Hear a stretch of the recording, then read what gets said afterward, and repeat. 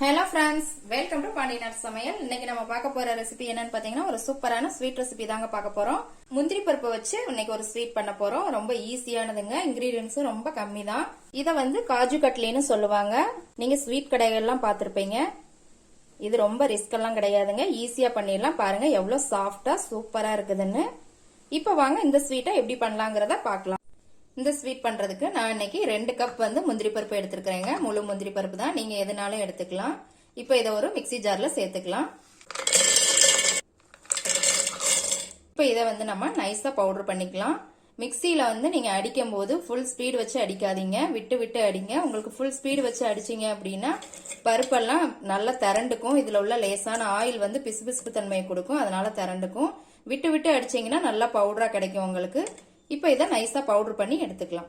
பாருங்க நல்லா நைஸா பவுடர் பண்ணி எடுத்துக்கிட்டாச்சு. இப்போ இதை ஒரு பவுல்ல மாத்திரலாம். பாருங்க நல்லா நைஸா பவுடர் பண்ணி எடுத்துக்கிட்டாச்சு. சின்ன சின்ன கட்டிகள் இருந்தாலும் இந்த மாதிரி உடைச்சு விட்டுருங்க. இந்த மாதிரி உதிரி உதிரியா இருக்கணும், கட்டி கட்டியா இருக்கக்கூடாது. இப்போ கேஸ்ல ஒரு கடாய் வச்சிருக்கிறேங்க. அதுல இப்ப நம்ம சுகர் சேர்த்துக்கலாம். 2 கப் முந்திரி பருப்புக்கு 1 கப் சுகர் எடுத்துக்கோங்க. 1/2 கப் தண்ணி. இப்ப இது நல்லா கொதி கொஞ்சம் கம்பிப்பதம் வரணுங்க. அது வரைக்கும் நம்ம கிளறிக்கிட்டே தான் இருக்கணும். மீடியம் ஃப்ளேம் வச்சுக்கோங்க, ஹை ஃப்ளேம் வச்சு செய்யாதீங்க. மீடியம் ஃப்ளேம்ல வச்சு செய்யுங்க. பாருங்க இப்ப நல்லா கொதிச்சிருச்சு. தொட்டு பாத்தீங்கன்னா லேசான கம்பி பதம் வரணுங்க. லேசா வந்தா போதும், அந்த அளவுக்கு இருந்தா போதும். ரொம்ப திக்காகணும்னு இல்ல, லேசான கம்பி பதம் வந்தா போதும். இப்ப கேஸ சிம்ல வச்சுக்கோங்க. இப்ப மிக்சியில அடிச்ச இந்த முந்திரி பவுடரை இதுல கொஞ்சம் கொஞ்சமா சேர்த்துக்கலாம். கை விடாம நல்லா கிளறிக்கிட்டே இருக்கணுங்க.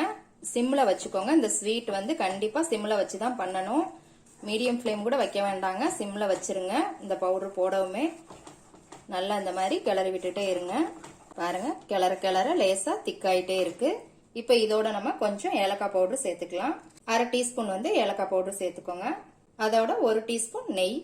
இப்ப இதையும் நல்லா மிக்ஸ் பண்ணி விட்டுக்கோங்க. பாருங்க நல்லா திக்காயிருச்சு. இந்த மாதிரி திக்காகணுங்க. இந்த ஸ்டேஜ்ல நம்ம கேஸ் ஆஃப் பண்ணிடலாம். இது கொஞ்ச நேரம் ஆறணுங்க. கை பொறுக்கிற சூடு அளவு வரைக்கும் கொஞ்சம் ஆறி இருக்கணும். ஆறுனதுக்கு அப்புறம் நம்ம எப்படி இருக்குங்கிறத பார்க்கலாம். பாருங்க இப்போ ஓரளவுக்கு ஆறிடுச்சுங்க. கை பொறுக்கிற சூடு தான் இருக்கு. இந்த மாதிரி தொட்டு பார்க்கும்போது திரண்டு வரணுங்க.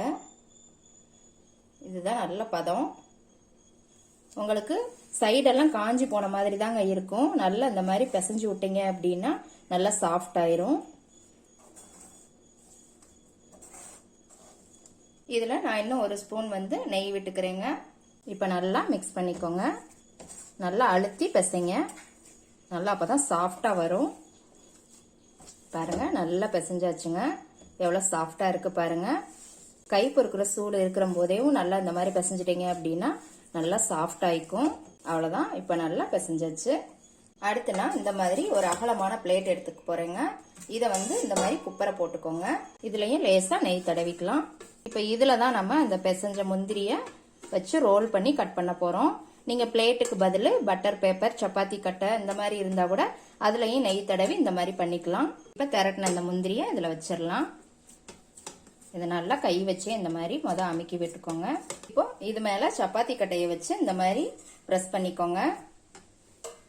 உங்களுக்கு ரொம்ப திக்கா பெருசா வேணும், தடியா வேணும் அப்படின்னா நீங்க லேசா சப்பாத்தி கட்டையை வச்சு இந்த மாதிரி ரோல் பண்ணிக்கோங்க.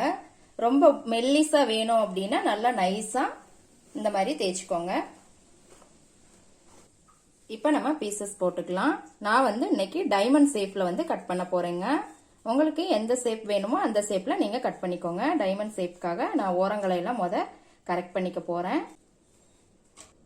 இப்ப இதை நாம லைன் போட்டுக்கலாம்.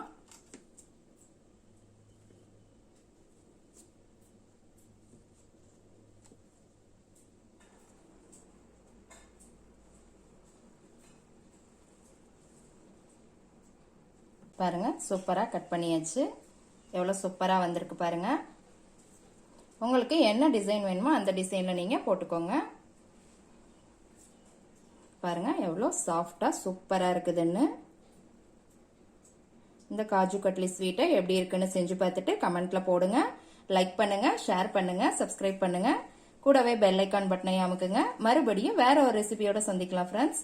அன்போடு சமைத்து ஆனந்தமாய் உண்டு இன்பமாய் வாழுங்கள். வாழ்க வளமுடன்.